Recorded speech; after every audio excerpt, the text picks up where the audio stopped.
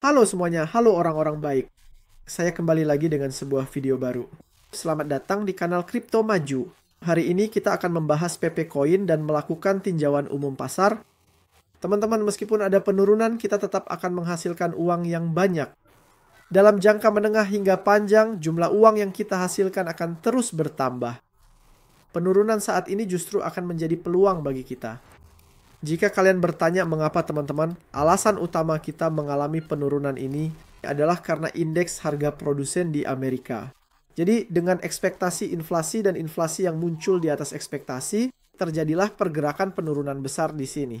Saat pergerakan penurunan ini terjadi, altcoin juga terdampak secara negatif. Namun, data ini tidak akan berdampak negatif pada kripto kita maupun bursa secara umum. Bahkan, dalam jangka menengah hingga panjang, teman-teman, ada kemungkinan data ini justru berdampak positif bagi kita. Saya akan menjelaskan semuanya satu persatu kepada kalian. Tolong dengarkan saya dengan saksama. Tapi sebelumnya saya ingin mengingatkan sesuatu. Di bagian deskripsi video yang sedang Anda tonton sekarang, terdapat link pendaftaran untuk Bursa Maxe. Jika Anda membuka akun dan melakukan verifikasi identitas melalui link tersebut, Anda akan mendapatkan bonus $20, teman-teman. Selain itu, teman-teman, lihat, saya langsung membuka datanya. Sekarang, apa masalah yang ada pada data ini? Mari kita bahas itu terlebih dahulu. Saya akan kembali ke tanggal-tanggal sebelumnya. Saya tandai dengan cara seperti ini. Ya, saya tandai tanggal-tanggalnya seperti ini. Seperti yang bisa kalian lihat, teman-teman, di sini ada indeks harga produsen. Mari kita lihat indeks harga produsen. Ternyata saya menandai dengan salah, saya buka langsung. Ya, seperti yang bisa kalian lihat di sini, teman-teman, ekspektasi pada data ini adalah 0,2. Bulan lalu yang keluar adalah 0,0. Artinya sama sekali tidak ada inflasi. Tapi di sini inflasi yang diharapkan hampir 4 kali lipat dari ekspektasi.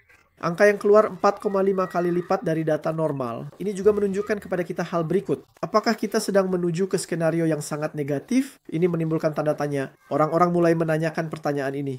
Apakah kita akan menuju ke skenario yang sangat negatif? Tidak, teman-teman. Biar saya jelaskan alasannya. Di Amerika persaingan sangat tinggi. Artinya persaingan antar perusahaan sangat tinggi. Dan di sini, teman-teman, pihak produsen tidak bisa langsung membebankan harga ini kepada konsumen. Dan karena data ini adalah data jangka pendek, maka tidak akan berdampak pada jangka panjang. Bahkan, ada kemungkinan data ini justru berdampak positif bagi kita. Sekarang akan saya jelaskan satu persatu. Saya akan memberitahu kalian logikanya seperti apa. Teman-teman, pertama-tama, data yang tinggi ini merupakan faktor yang meningkatkan potensi para pemilik usaha atau produsen untuk melakukan PHK. Artinya mereka bisa memecat karyawannya. Ini adalah faktor yang meningkatkan kemungkinan mereka memecat karyawannya.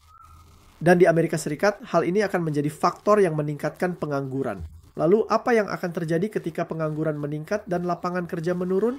The Fed akan mulai menurunkan suku bunga, yaitu melakukan pemotongan suku bunga. Dengan adanya pemotongan suku bunga ini, kenaikan di bursa saham akan semakin cepat.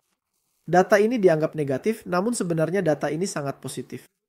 Dan jika kita melihat ke PP, perhatikan bahwa dari area support sekitar level 11.000 terjadi pergerakan pembalikan yang jelas. Dan di sini, saat terjadi penurunan kembali dari saluran atas yang Anda lihat ini, seharusnya ekspektasinya apa? Di sini, penurunan bahkan bisa saja terjadi hingga ke saluran bawah ini. Namun, itu tidak terjadi. Kenapa tidak terjadi, teman-teman? Karena semua penurunan yang Anda lihat ini adalah penurunan palsu dan semu. Penurunan seperti ini terjadi karena interpretasi data yang salah. Dan saya ingatkan bahwa ini akan bersifat sementara. Apa yang akan terjadi setelah pergerakan ini? Setelah pergerakan ini saya mengharapkan kenaikan ke level 16.000. Mungkin akan terjadi dalam 1 minggu, mungkin juga dalam 2 minggu. Saya tidak bisa mengatakan secara pasti. Tapi secara umum, teman-teman, saya pikir skenarionya akan berjalan dengan baik. Dan seiring skenario umum ini terus meningkat, penghasilan kami akan terus tumbuh secara eksponensial. Saya tidak melihat ada gunanya menjual PP selama periode ini.